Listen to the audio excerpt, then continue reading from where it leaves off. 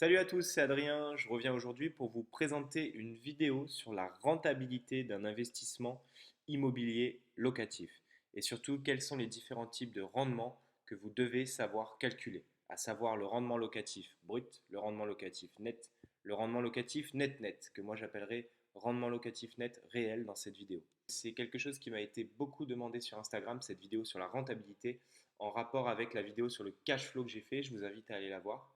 C'est une vidéo avec un cas pratique et des exemples chiffrés. Aujourd'hui, je vais procéder de la même manière, je vais vous donner des exemples chiffrés. Donc c'est parti, on y va, on ne perd pas de temps. Voici le projet. Un couple souhaite investir dans l'immobilier locatif. Ils ont pour choix un investissement à Nice. Ils vont acheter un studio. Ils ont envie d'acheter un studio qu'ils vont transformer, rénover en 2 pièces afin de le mettre en location. D'accord? Ils choisissent un bien, comme dans l'exemple que j'ai fait sur le cash flow, ils choisissent un bien à rénover dans lequel ils vont créer du rendement entrepreneurial et par des améliorations augmenter à la fois la valeur locative du bien et la valeur à la revente, pourquoi pas plus tard, du bien. Le prix d'achat du bien, 125 000 euros. Les frais de notaire qui en découlent, 10 000 euros. Vous multipliez 125 000 ici par 0,08, vous obtenez 10 000 euros. Les travaux, les rénovations, pour un montant de 12 000 euros. On va calculer les frais de garantie par rapport à ce capital emprunté, 125 000 plus 10 000 plus 12 000, donc 147 000. Vous appliquez 0,008 sur 147 000, vous obtenez 1176, sur lesquels vous rajoutez cette somme forfaitaire de 200 euros, donc 1376 euros. Notre couple ici va apporter les frais de dossier de 400 euros. D'accord? Montant total de l'investissement, 148 776 euros. Demande de financement, 148 376 euros. Compte tenu de la qualité du dossier de notre couple, la banque finance la totalité du projet, si ce n'est les frais de dossier dont on vient de parler. Mais elle finance la totalité du dossier. Donc on parle souvent d'investissement à 110%, pour d'autres auteurs c'est 120%. Ce qu'il faut comprendre ici, c'est que l'ensemble des frais est englobé et pris en charge par la banque. D'accord? Durée de l'emprunt, 25 ans. Un TAEG à 1,30%. Assurance comprise, attention, vous vous souvenez, comme la vidéo précédente qui a été faite, on négocie l'assurance, on obtient une délégation d'assurance, d'accord? N'oubliez pas de négocier votre assurance, c'est primordial, quitte à prendre une filiale du groupe, de la banque dans laquelle vous êtes. Les mensualités qui en découlent, 580 euros.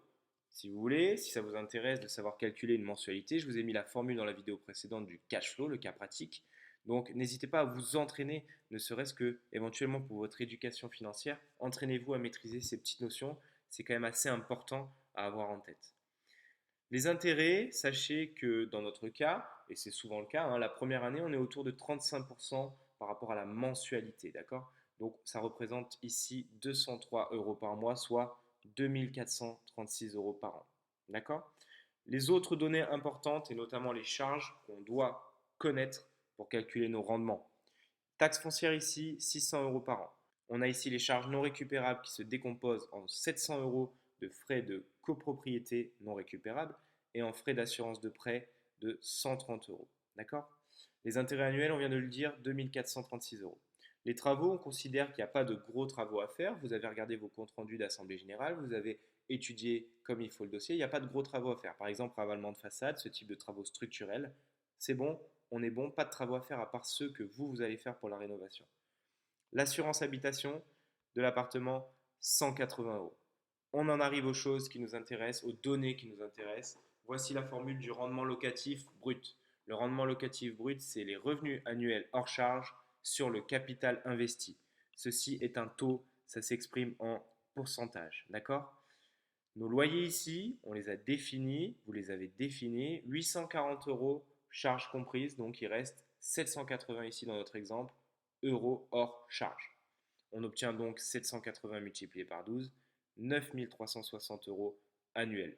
Donc notre calcul du rendement locatif brut, j'insiste, vous prenez les 9 360 euros, d'accord, de loyer, hein, vous avez multiplié par 12, divisé par 148 776 euros le montant total de l'investissement, vous obtenez un rendement locatif brut de 6,3%. Je l'ai arrondi au dixième. D'accord? Le rendement locatif net, cette fois, va tenir compte de l'ensemble des charges, d'accord, qui sont liées à votre investissement. Donc, on les a vues ensemble, je vous les répète, prenez des notes, notez-les, c'est très important. Donc, le rendement locatif net, ce sont les loyers hors charges, moins les charges, le tout sur le capital investi, ça s'exprime également en pourcentage. Je vous laisse faire le calcul, on obtient 1610 euros. D'où ça sort? Les 600 euros ici, les 830, on est à 1430, plus les 180, on est à 1610. Est-ce qu'on est bien d'accord? Vous avez donc votre rendement locatif net, 9360 euros, nos loyers annuels hors charge, moins les 1610 euros de charges que nous venons de calculer ensemble, sur 148 776 euros, le montant total de l'investissement. On obtient un rendement locatif net de 5,2%, arrondi toujours au dixième. Et là, on arrive au rendement locatif net réel. C'est celui qui nous intéresse. C'est celui qu'on appelle aussi le rendement locatif net. Il est hyper important. C'est celui-là que vous devez garder en tête. C'est celui-là qui va vous donner la vraie valeur de votre rendement. Pour ça, il faut calculer notre base imposable. La base imposable, elle est égale au loyer hors charge, moins, entre parenthèses, les charges plus les intérêts d'emprunt. Donc vous retrouvez ici une notion qu'on a évoquée un peu plus haut, les intérêts d'emprunt. Notamment ici, notre calcul sera fait pour la première année. Donc on applique les intérêts d'emprunt qui seront payés la première année. Vous avez une base imposable qui est donc égale à 9360 ici, moins 1610 de charges, plus 2436 d'intérêts d'emprunt. On obtient donc une base imposable de 5314 euros. On n'oublie pas les prélèvements sociaux, 17,20%, sur lesquels je me suis permis ici de soustraire 2,04% qui seront déductibles l'année suivante. D'accord? On continue. On a dans notre exemple pris un couple qui est imposé à 30%, un taux marginal d'imposition de 30%. On va donc multiplier nécessairement notre base imposable par 30%. D'accord? Donc notre rendement locatif net, réel, net, est égal au loyer hors charge moins, entre parenthèses, charge plus prélèvements sociaux plus impôt sur le revenu, le tout sur le capital investi. Donc notre rendement locatif net réel, on remplace par les données qu'on a obtenues, d'accord? Donc nos 9360 euros, on les retrouve ici, nos 1610 euros de charge ici, les 5314 euros qu'on a obtenus un peu plus haut ici, notre base imposable, on la retrouve à la fois ici et ici également. Donc vous faites votre calcul, ça donne 5 350 euros sur 148 776 euros. Je vous laisse le soin de vérifier si vous le souhaitez. On obtient un rendement locatif net réel de 3,6%. Alors attention, ici on n'a pas compté la période de vide locatif. Et si vous ne comptez pas la période de vide locatif, votre calcul sera faux. Par conséquent, je vous refais ce calcul avec la période de vide locatif d'un mois. Par conséquent, nos loyers annuels s'élèvent à 8 580 euros et non 9 360. On obtient une nouvelle base imposable de 4 534 euros. Je vous laisse le soin de faire le calcul si vous le souhaitez pour vérifier ce que je vous dis. On pose notre égalité, on obtient 4 922 euros sur 148 776 euros. Un rendement donc locatif net réel, véritable cette fois, de 3,3%. Comparé, on a quand même 0,3% de différence. Je vous assure que sur un certain nombre d'années, la différence est énorme. Prenez note, je vous ai fait un petit tableau récapitulatif des différents types de rendements. C'est important que vous les maîtrisez. Ces notions, vous devez les maîtriser. Quelles sont les informations importantes à retenir? Et c'est ce pourquoi au début de cette vidéo, je vous ai demandé de rester jusqu'à la fin. Je vous ai demandé de rester jusqu'à la fin pour ces notions-là. Vous devez avoir en tête ce que je vais vous dire maintenant. Si vous obtenez pour votre rendement locatif net un rendement autour de 8%, vous aurez très probablement, et si les choses sont bien faites à côté, un cash flow positif. C'est pourquoi c'est intéressant de connaître cette formule, parce que vous pouvez l'appliquer assez rapidement si vous avez une connaissance de l'ensemble des charges. Quand vous allez visiter un bien immobilier, vous devez avoir toutes les données qui concernent ce bien. Donc normalement, vous êtes capable de faire ce calcul, d'accord? Deuxième point, n'oubliez pas le vide locatif. Je vous le répète encore une fois, c'est primordial.